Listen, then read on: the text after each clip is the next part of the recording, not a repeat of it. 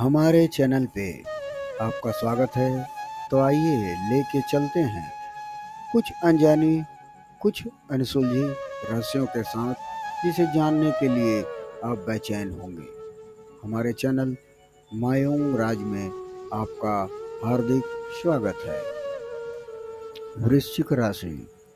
विशाखा नक्षत्र में जन्मे वृश्चिक राशि का एक जन्म से लेकर ब्रह्म तक की एक रहस्यमय यात्रा लेकर आए हैं।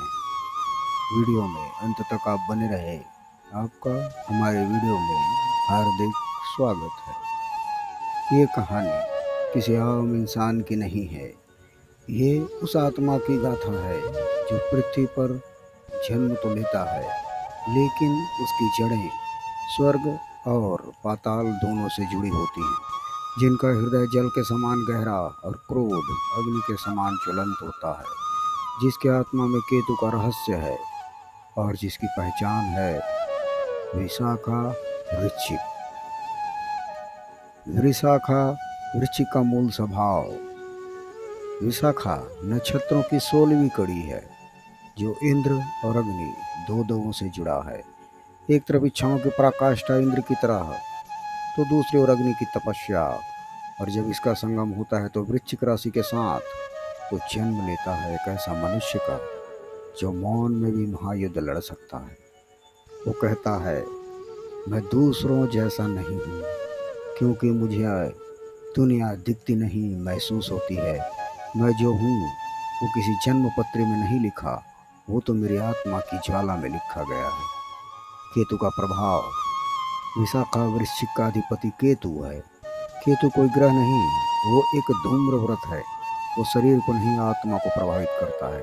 केतु देता है अलौकिक बुद्धि, आध्यात्मिक शक्ति, लेकिन साथ ही देता है भ्रम, अलगाव और अतीत की छाया। विशाखा वृश्चिक का जीवन कभी सरल नहीं होता, क्योंकि इसमें इंद्र भी होते हैं और केतु भी। क्योंकि केतु उसे संसार में नहीं, स्वज्ञान की यात्रा पर भेजता है।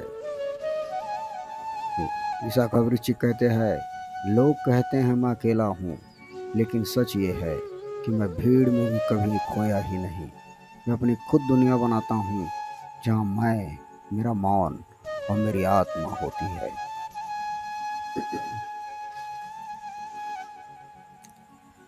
मन की गहराइयाँ। विशाखा वृश्चिक के भीतर कई परतें होती हैं।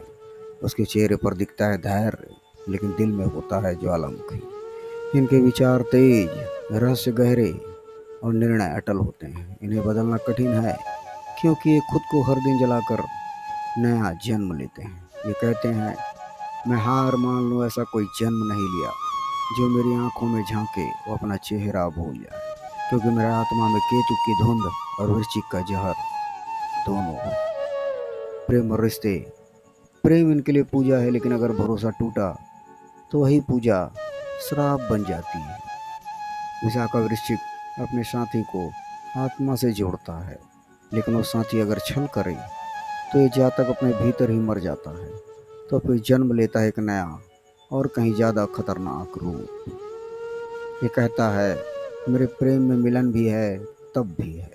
मैं सब कुछ दे दूंगा, लेकिन अगर विश्वास टूटा तो फिर जो भी होगा उसका जिम्मेदार सिर्फ तुम और सिर्फ तुम होगी। धार्मिक और आध्यात्मिक पक्ष।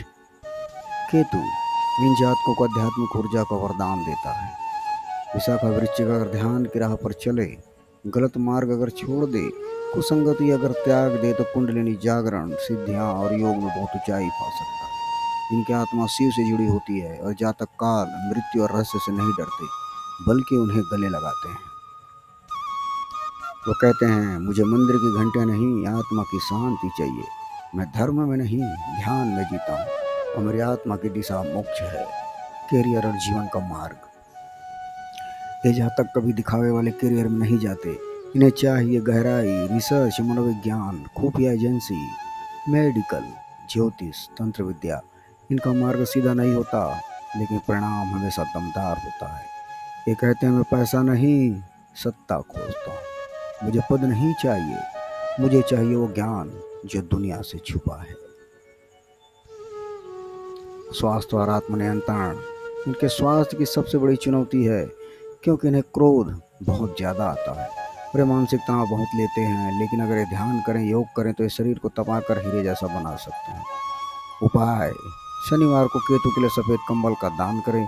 मंगलवार को शिवलिंग पर लाल चंदन चढ़ाएं। हर रोज ओम कैम केतुवे नमः मंत्र का 108 बार जाप करें। विशाखा वृश्चिक एक आत्मा नहीं, एक परिवर्तन की शक्ति है जो जन्म लेता है अंधकार से लेकिन लौटता है प्रकाश बनकर। अगर खुद को पहचान ले तो ब्रह्मांड उसके आगे नतमस्तक हो सकता है। वो कहता है, मैं अंधकार से जन्मा हूँ लेकिन प्रकाश की ओर चलता हूँ। मेरे पथ कठिन है लेकिन मैं रुकता नहीं, क्योंकि मेरी आत्मा केतु के धुएं से बनी है और मेरा लक्ष्य है ब्रह्म। अगर आप भी विशाखा वृश्चिक हैं तो इस वीडियो को कमेंट में डालकर अपनी उपस्थिति दर्ज करें। वीडियो पसंद आए तो लाइक करें और ऐसे आध्यात्मिक ज्ञान के लिए चैनल को जरूर सब्सक्राइब करें। मिलते हैं अगले अध्याय में, जहां आपकी कुंडली के ग्रह भूत कर राज खोलेंगे, क्योंकि पिक्चर अभी बाकी है मेरे दोस्त। धन्यवाद।